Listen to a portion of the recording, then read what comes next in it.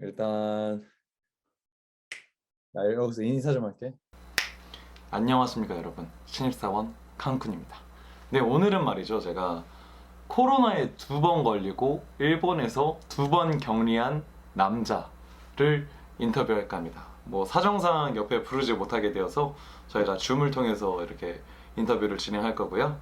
뭐 일본에서 코로나에 걸리면 이렇게 된다 정도로 알고 계시면 정말 좋을 것 같습니다. 자기소개 한 번만 부탁드려도 괜찮을까요? 지금 이제 리츠메칸 대학에 다니고 있는 이제 유학생 4학년이고요. 네, 여기까지 하겠습니다. 그러면 질문 바로 드리도록 하겠습니다. 코로나에 걸리신 적은 한 언제쯤이신가요? 저는 이제 작년 5월 달에 첫 양성 판정을 받았고 다음 달에 6월 달에 두 번째 양성 판정을 받았습니다. PCR 검사를 따로 혼자서 실시하신 건가요? 몸이 아프셔가지고? 일단 1차 같은 경우에는 이제 그 몸에 권태감이라고 하죠. 그게 권태감이 와가지고 약간 이제 열이 나가지고 이제 일본 같은 경우에는 이제 37.5도 이상이 되면 이제 병원 가서 공짜로 검사를 해주기 때문에 그때 열이 나서 이제 병원에 가서 검사를 받았더니 이제 바로 양성 판정이 나왔습니다. 이게 37.5도가 넘으면 병원 비용이 무료인가요, 그러면?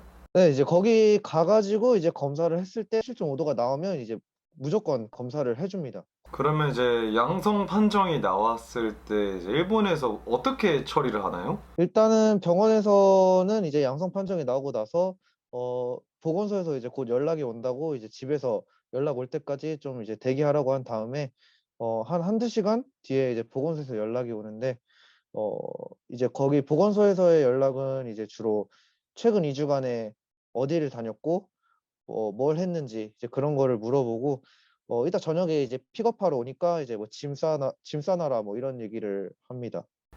그러면 차로 배웅을 오는 거네요? 그렇죠. 이제 집 앞까지 데리러 옵니다. 이제 코로나 걸렸으면 이제 제가 이제 코로나 걸리기 전까지의 위치라거나 그런 게 있잖아요. 위치라거나 그런 상세한 부분들을 굉장히 구체적으로 말해야 되는 건가요? 이제 웬만하면 사실 2주라고 하니까 이제 사실 잘 기억이 안 나는 경우가 솔직히 대부분이지 않을까 생각을 하는데 이제 뭐 기억나는 범위에서 그냥 얘기를 하면 될 것 같아요. 네. 기억내는 뭐 기억이 부분. 안 나는데 뭐 어쩔 수 없으니까 사실. 어, 그렇구나. 그러면 이제 이송할 때는 그냥 택시 같은 걸 타고 가나요? 근데 이제 정부에서 차를 주는 것 같은 느낌인데 일단 택시는 아니고 이제 코로나 전용 택시 같은 느낌? 호텔은 저희가 배정할 수 없는 거죠. 호텔 같은 경우도 이제 지금 제가 살고 있는 곳이 이제 시가현이라는 곳인데 시가현에서 이제 그 코로나 걸린 사람들 전용으로 이제 격리를 시키는 이제 호텔이 있어서 음. 이제 양성 판정이 나오면 이제 다 거기로 가게 됩니다. 일단 이제 격리 같은 경우에는 지금 제가 이제 총 3번을 격리를 했는데 세 번의 경이. 일단 지금은 좀 이제 적응이 돼 가지고 사실 괜찮긴 한데 처음에는 이제 좀 밖에를 못 나가니까 사실 약간 감옥 같은 느낌도 있어서 이제 뭐 이게 힘들기도 하고 격리를 한 몇 번을 하신 건가요? 격리는 이제 양성 판정이 나와서 격리한 건 이제 총 2번이고 귀국했을 때 이제 1번 해 가지고 총 3번 했습니다. 코로나에 한 번 걸렸잖아요. 이제 두 번째 코로나 걸렸을 때, 예를 들어서 코로나 첫 번째 걸렸을 때랑 두 번째 걸렸을 때 증상이 좀 달랐는지. 이제 그거 같은 경우에는 이제 열 같은 경우에는 이제 2번째 났을 때가 이제 조금 더 높았고요.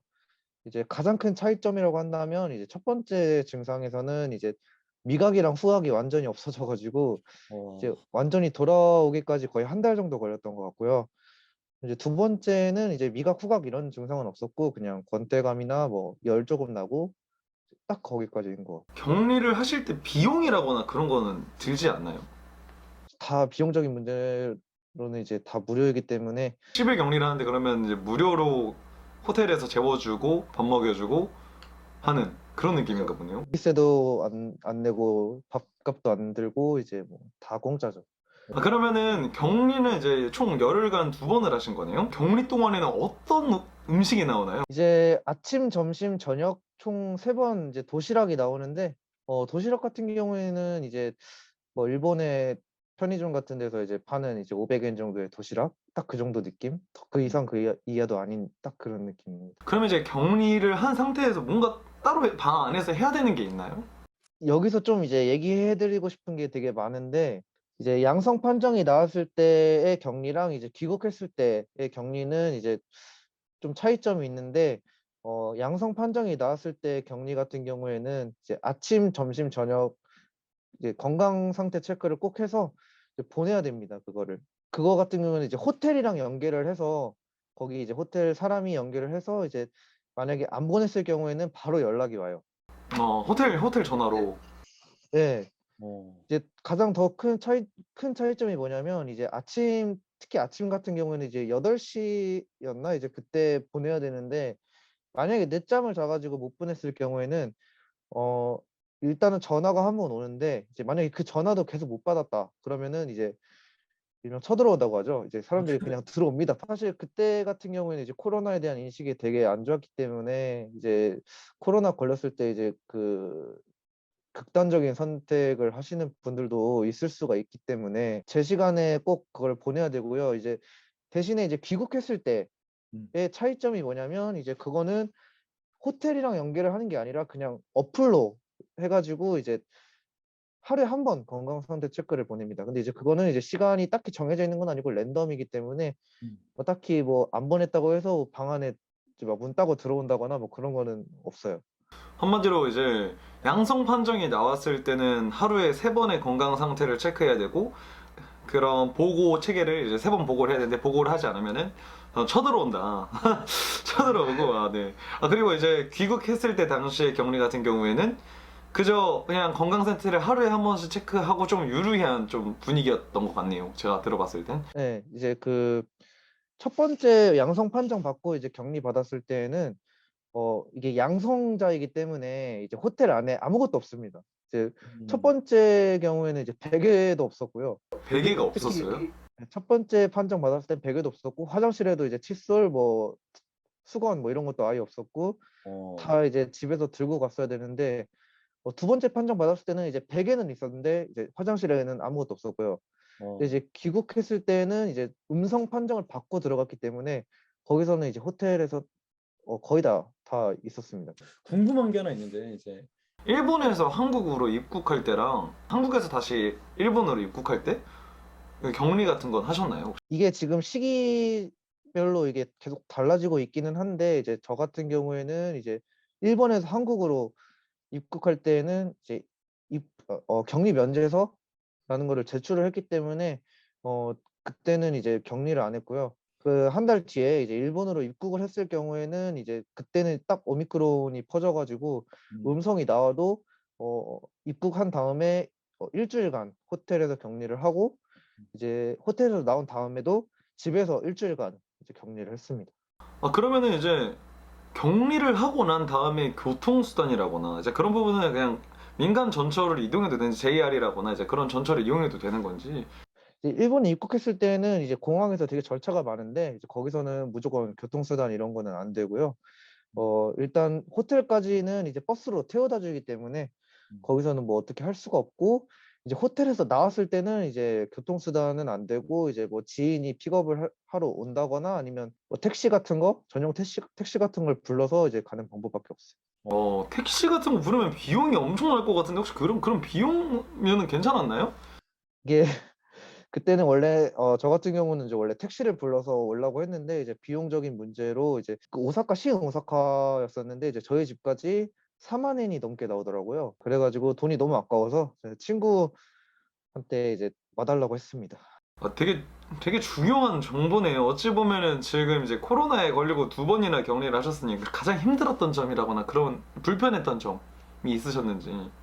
일단 불편했던 점이라고 하면은 이제 몇 번이나 걸려봤기 때문에 더 조심성이 생겨가지고 마스크를 안 쓴 사람이 있으면 되게 좀 불편하다 약간 그런 느낌? 어.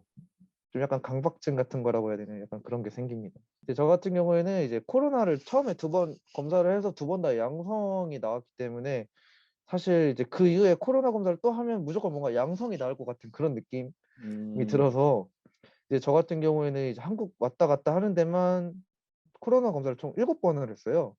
한국 왔다 갔다 할 때 코로나 검사를 7번이나 실시하나요? 네, 그것도 되게 알려드리고 싶었는데 이제 저 같은 경우에는 이제 한국에 입국할 때 입국하기 전에 3일 전에 검사를 해서 음성 제출서를 이제 제출을 해야 돼요. 이제 거기서 한 번, 이제 한국에 도착을 하고 도착한 당일 아니면 그 다음 날 이전에 이제 거기 보건소 가서 또 검사를 해야 돼요. 거기서 2번. 한국에서 생활을 하고 이제 일주일 뒤에 보건소 가서 또 검사를 해야 돼요. 그럼 3번. 일본에 들어오기 바로 직전에 음성 제출서를 제출을 해야 되기 때문에 거기서 또 코로나 검사를 받으면 4번. 일본에서 와서 도착해서 공항에서 또 한 번을 받아요. 코로나 검사. 그럼 5번이죠. 그러고 나서 이제 호텔에서 격리를 하게 되는데 호텔에서 격리를 하게 되면 이제 3일 뒤에 검사를 한 번 더 해요. 그럼 6번이죠. 그다음에 이제 호텔에서 나올 때 그 당일날 검사를 한 번 더 합니다. 그래서 총 7번을 받아요. 와, 7번을 검사하는 거네요? 한 번 왔다 갔다 하는데 7번. 진짜 힘드네요. 한 번 입국하기 진짜 힘들어져 버렸네요. 진짜 감사합니다. 오늘 인터뷰 사실 이 부분에 대해서 좀 궁금하신 분들이 많을 거라고 느꼈거든요. 오늘 이야기 정말 잘 들었고요. 네, 오늘 영상에 나와주셔서 정말 감사합니다. 감사합니다. 네, 그러면 오늘 영상 이만 마무리하도록 하고 여러분 코로나 조심하시길 바랍니다. 네, 그러면 지금까지 신입사원 칸쿤이었습니다. 들어가세요.